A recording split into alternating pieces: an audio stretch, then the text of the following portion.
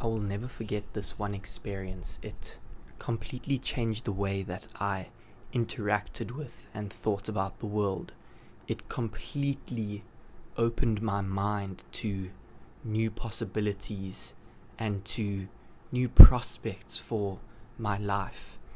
It was so eye-opening that I was literally dumbfounded for hours afterwards, and even still a couple months on from this experience, I'm still impacted by it and it still impacts my thinking. So let me quickly explain what happened. So I was in a resort with my girlfriend in Mauritius. We had saved up enough, we're both students, to go on a holiday during our vacation. So off we went, and on one of the evenings we decided to go for a walk along the beach. So we went for a walk, and about 2 k's down we walked past another resort, and this resort was on another level. So we were at a pretty decent, like average resort, as much as we could afford. It was a 4-star resort, although I would argue potentially 3-star. You can watch my video on why rules are meant to be broken, and maybe you'll see why. So we walked down the beach about 2 kilometers, and we passed another resort. And looking from the outside in, and all these beachgoers sitting on there, old individuals, obviously had to be wealthy to be at this resort, and we're thinking to ourselves, sure, I wonder what it's like inside. It looks really impressive. So the next day, went on the same walk again, and I said, you know what, let's just go inside. So we walked into the resort, just pretended like we were residents there, or just like we were at the resort. So we just walked straight in. It had 2 golf courses, and inside was like pure luxury. I was initially surprised that there's so few people on the beach, and when I went inside I realized that reason why so few people are on the beach is because it's so nice inside the resort. It's actually better to just be in the pool and look at the view. They had like 3 or 4 pools, and the pools were amazing, the rooms were amazing. They had like 4 or 5 restaurants in this resort, like beautiful architecture, every like golf carts driving around. And okay, a lot of this might not seem dramatically impressive to you just based off how I'm saying it, but I was walking through this resort and I was actually dumbfounded, because I realized that there are people that go on these types of holidays and don't even flinch about it. This is an average holiday for them, like maybe like a once a quarter type holiday. And I'm thinking, this is insane. Now obviously with technology now, we're all exposed to the fact that billionaires exist, the fact that people own private islands, the fact that people own jets and yachts, and there's wealth that's way more extravagant than the type that I'm just telling you about now. But this was so eye-opening to me, because just 2 kilometers down the road, down the beach, I had seen something that I just hadn't thought of before as being on my radar. I just hadn't even, it's not even like I had have thought about it and decided that it wasn't possible for me. I just hadn't thought that this type of thing would be normal for someone. And obviously, like you see from afar these extremely wealthy people, but I was walking around that resort and I saw it on a closer level, and you start to like develop emotions and feelings while you're walking around, and it blew me away completely. And still to this day, I'm thinking that it's crazy how people can afford lifestyles like that, and how even beyond that, there are extremely wealthy individuals who can afford way more than that, who buy those resorts and who can buy islands, not even resorts. And then you start to expand your mind, and it completely blows you away. So this has really changed my thinking. It's changed my thinking in a number of really important ways. So instead of thinking about how to get an extra $1,000 or an extra 1,000 rand or whatever your currency is, you need to start thinking about how to get to 1 million, or how to get to 100 million. And you'll see that when you think about how I can get an extra 1,000 versus how I need to get to 1 million versus how I need to get to 100 million, how your mind completely shifts. It has to completely shift to a new level of thinking. You can't think in terms of the same ideas anymore. And I truly believe that a lot of people are held back in life because they're thinking about the next 1,000 or the next, heck, even 100,000. And then there are other people in this world that are playing with billions. And you just realize that there are completely different games to be played. And you're just playing the wrong games. You're thinking about things in way too small of a frame of mind. And when you do expose yourself to possibility and it starts to become real in your mind, like when I walked around this resort, it was real to me. I felt that this is something that's possible. I walked around here. It's not just something I saw through a screen. I could see people living in luxury, and I thought, wow, this is crazy. And it's an immediate shift in your frame of mind. My mind immediately went to, what do these people do? And the whole way back, I was just speaking to my girlfriend, asking her what she thinks everyone does there. What does she think the average person's annual income or net worth is? What does she think they do for a living?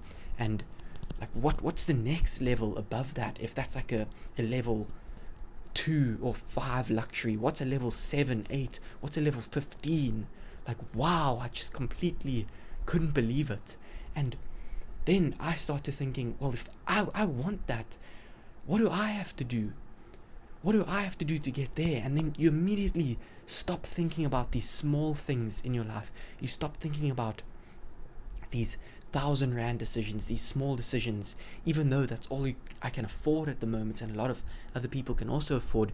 You just start to think in much greater terms, and the possibilities that open themselves up to you are expansive once you realize what's actually out there. And you may be thinking, George, this is unrealistic. And to that, I have to say, this is not an exercise in planning. This is an exercise in expanding your mind. So who the hell cares if this may be unrealistic or too far away in the immediate present for it to be materially, for it to make it a material difference on your day-to-day going-ons. Who cares? The idea is that it shifts your mindset, and through mindset shifts over time, your day-to-day begins to change, and you begin to attract a better lifestyle, a better life. You just have to know that there is more available for you. So, thinking incrementally is great, but before you think about each incremental steps, it's better to first think big, to see this bigger picture. And the reason why is because if you are thinking incrementally and your first idea is how to get this next 1,000, then the way that you think about it is such that the end goal is this 1,000. And so you think of something just to get you the 1,000. But if you're thinking, I need to get to 100 million, okay, obviously en route to 100 million, you have to pass all these interim checkpoints. You have to pass 1,000, but now you think of that 1,000 in a completely different way. And you might be prepared to delay that 1,000 because you know that en route to 100 million, 1,000 is completely insignificant. And so the way that you think about it can't be the same way that you're thinking about it in incremental steps. So the point I'm making here is you still have to get to 1,000 regardless of whatever way you're going about it. But if you're thinking of 1,000 as the goal, then that 1,000 becomes your ideal.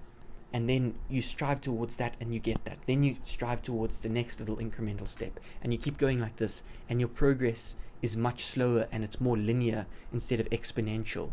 As soon as you see this massive picture far out in front of you, then you can start to think of life in terms of, yes, I need to make this next incremental step, but eventually I'm going to skyrocket, I'm going to fly.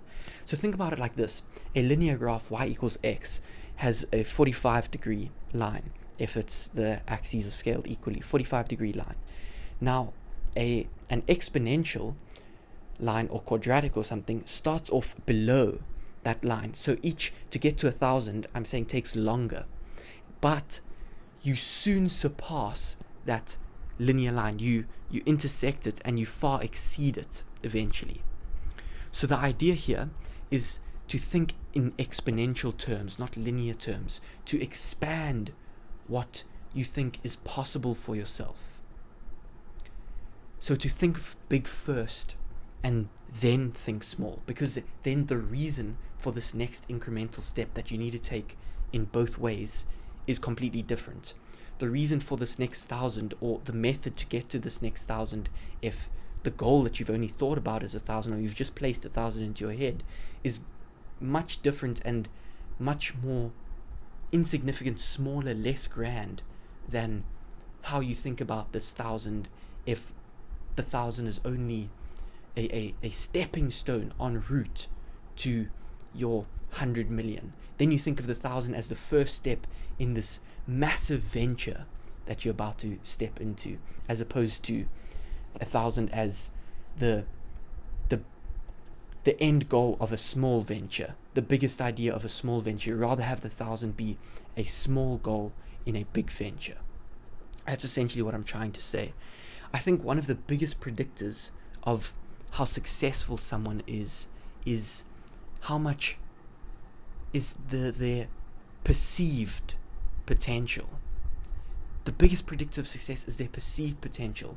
And I think it's one of the biggest reasons that is completely overlooked why rich kids end up being rich adults even before they have an inheritance. Yeah, sure, I'm not going to completely forget about the fact that they have access to better resources, their families care for them and are better able to care for them, put them through better education.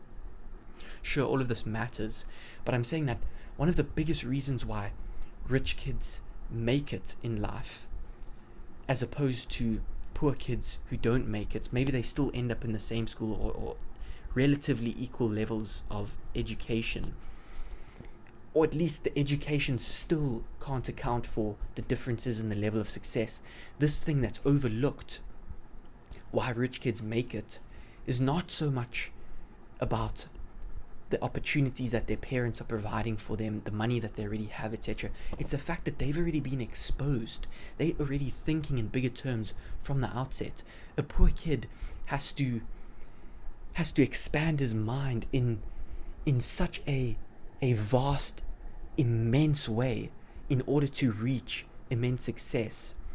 But someone who is born into wealth thinks of these things as normal, and they think in much bigger terms, and they make much bigger risks because they don't even perceive them as massive risks.